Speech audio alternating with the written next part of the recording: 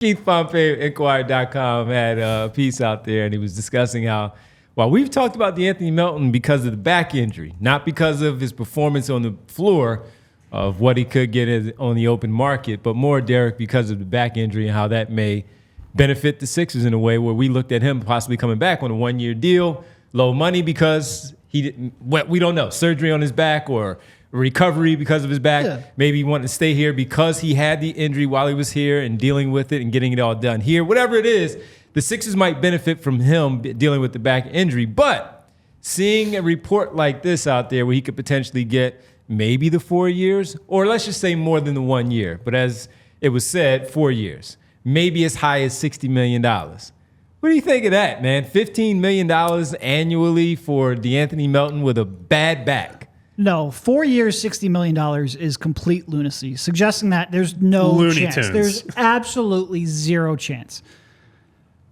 I do wonder if one team, and like it doesn't even, you try to think of what team in what situation would even contemplate doing that risk. There is none. That is at the, I'm trying to think, what would a mid-level starting at $12 million with 8 or 5% raise? I don't know exactly what that would be. Would that come out to 460? It would be close to 460. I can't even see a good team getting a mid-level to him because you're just not going to commit that many years to somebody who has that many injury concerns and that much uncertainty. It's one thing to have an injury.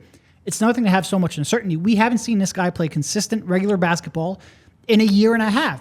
Yeah. You can't commit that many resources. One thing I don't think we've necessarily talked about enough during the summer is that the middle class of the NBA has a chance to really get squeezed under this next collective bargaining agreement because those kind of, like when you're talking about double aprons, those kind of contracts, big but not on impact players, become very, very risky. And to sign a guy who legitimately can't stay on the court because of the injury, and the injury has impacted his effectiveness 2 years in a row, you just can't do it.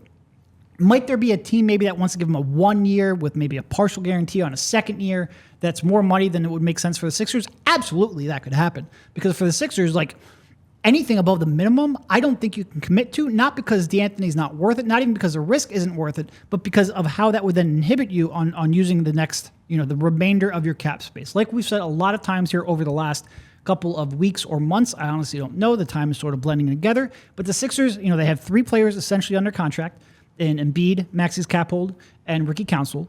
Then you have a max slot available, a $15-ish million slot available, and then the room mid-level exception. That's really what you have to work with if you are going the max player route before you get to minimum contracts.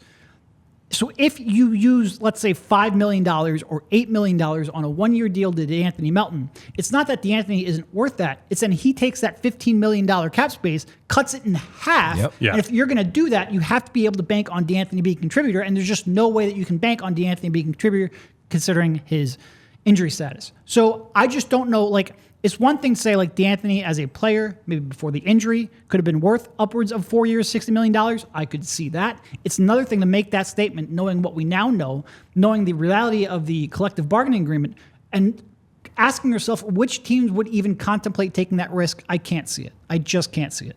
So I'll lay out one scenario that I brought up to you guys before the show that maybe De'Anthony can get 2 years. But more than likely 1 year at a balloon type number. And that's what I said. There could be a contract out there, 1 year, maybe even a partial guarantee on the second. That doesn't make sense for the Sixers. That would make sense for someone else. It just wouldn't be anywhere approaching that report. Yeah. So here's the scenario. Paul George goes back to LA. The Sixers are then, let's say they're in for Jimmy Butler. That becomes priority number one. They know they're not getting Paul George. They're pushing chips in for Jimmy Butler. Klay Thompson returns to Golden State on a lesser number than he wants, but doesn't have a huge market. The Orlando Magic, who everyone knows, they want shooting, they want guard help, they want to complement the big forwards, big wings that are their core guys currently. They get Malik Monk at, let's say, $20 to $25 million, still have a bunch of cap space left over. I could see them, a guard-starved team that still has their core wing/forwards at cheap prices for the next few years. They could say, hey, we'll give De'Anthony 1 year, 15. We might even go 2 for 30 and just say, we're going to roll the dice. It doesn't really matter. We have the flexibility, the timeline that we can operate on to do such a thing.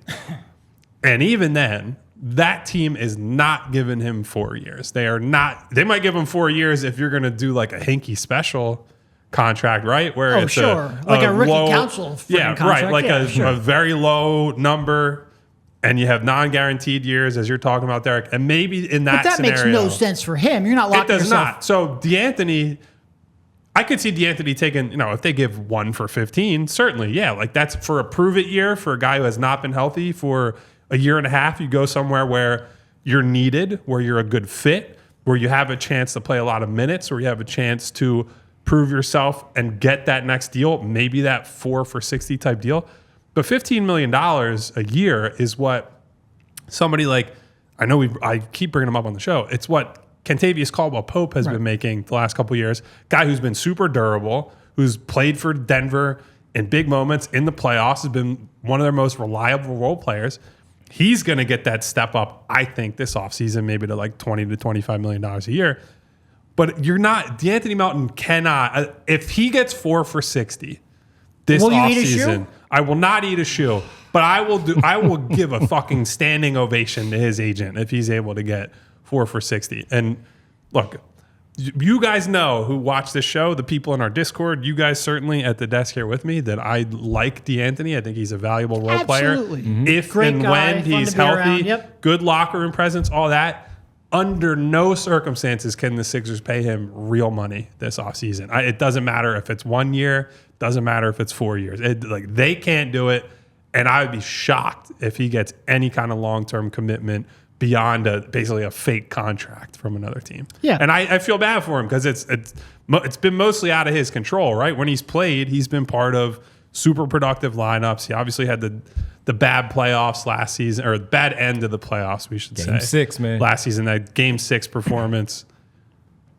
But I just don't see it. I don't know where it comes from. Even going back to your Orlando hypothetical, I just can't imagine there won't be a better, higher value target they can go after in a trade to use the remainder of that cap space. Or like, what if De'Anthony. KCP, they could just say, hey, we're going after him too. We signed Malik Monk and Kentavious Caldwell-Pope, and that fills out our rotation. I just don't see any scenario where this is realistic. And look, I know that there was a qualification on that report that was back depending.